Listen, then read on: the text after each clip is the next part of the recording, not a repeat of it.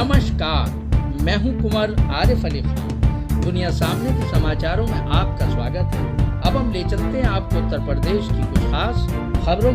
बुलंदशहर। एक अरसे तक नशे के अवैध धंधे का हिस्सा रही महिलाओं ने समूह बनाकर किया व्यापार का आगाज। रंग, गुलाल, पिचकारी, बैग और खिलौने बनाकर परिवार का लालन पालन कर रही है। जरायम की दुनिया का हिस्सा रही महिलाएं। बुलंदशहर पुलिस लाइन में महिलाओं ने अलग अलग स्टॉल सजा दिया। नेक जिंदगी जीने का संदेश।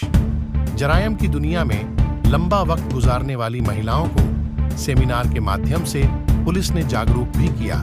पिंकू कुमार की रिपोर्ट। नहीं है बल्कि आपके बच्चे होंगे, उनका भी भविष्य है।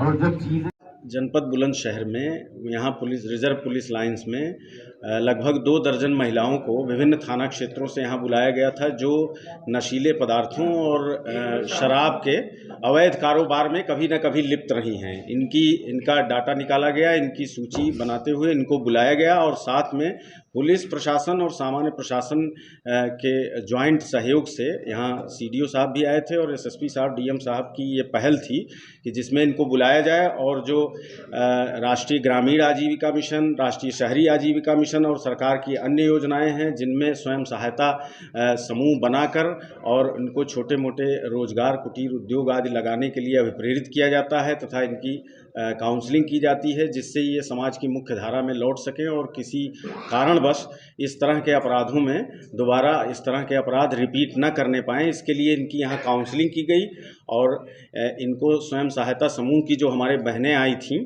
उन्होंने इनको आरंभिक प्रशिक्षण भी दिया और उन उत्पादों की एक प्रदर्शनी भी लगाई गई और इनको अभिप्रेरित किया गया कि ये लोग समाज की मुख्य धारा में शामिल हों और सेल्फ हेल्प ग्रुप से जुड़ें, जिससे समाज में मर्यादित जीवन व्यतीत कर सकें और जो विधि विरुद्ध कार्य है उनसे विरत रह सकें। ये एक नई पहल है, क्योंकि जो आदमी विधि विरुद्ध कार्य करता है उसको तो कानूनी कार्यवाही उसके विरुद्ध होती ही है, लेकिन इसको समाज की मुख्य धारा में लाने के लिए विशेष रूप से चूँकि ये महिलाएं हैं और सरकार का हमेशा ये प्राथमिकता का विषय रहा है, इसलिए इसे एक नई पहल के रूप में देखा जाना चाहिए कि जिससे ये समाज की मुख्य धारा में शामिल हों और हमारा बुलंदशहर और बेहतर बन सके।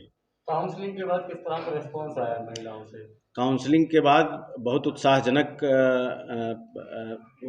आया है प्रतिक्रिया महिलाओं की तरफ से, क्योंकि उनसे लगातार वार्ता की गई तो वो सब अपनी आर्थिक स्थिति के बारे में बता रही थीं और अपनी मजबूरियों के बारे में भी बताया कि किस नाते वो इन अपराधों में संलिप्त हुई और काफ़ी वो लोग उत्साहित हैं। उनकी हम लोग सहायता करेंगे, प्रशासन सहायता करेगा, वो सेल्फ हेल्प ग्रुप से जुड़ेंगी और अन्य जो उनको सहायता दी जा सकती है या प्रेरणा दी जा सकती है वो सब करवाते हुए हम लोग उनको मुख्य धारा में लाएंगे, जिससे ये महिलाएं दोबारा उस तरह के अपराधों में संलिप्त न होने पाएं। कुल कितनी महिलाओं को चिन्हित किया गया है? कुल लगभग 4 दर्जन के लगभग महिलाएं चिन्हित की गई थी, जिसमें से 2 दर्जन को आज यहाँ पे हम लोग सुनिश्चित कर सके थे कि वो आ पाई थी।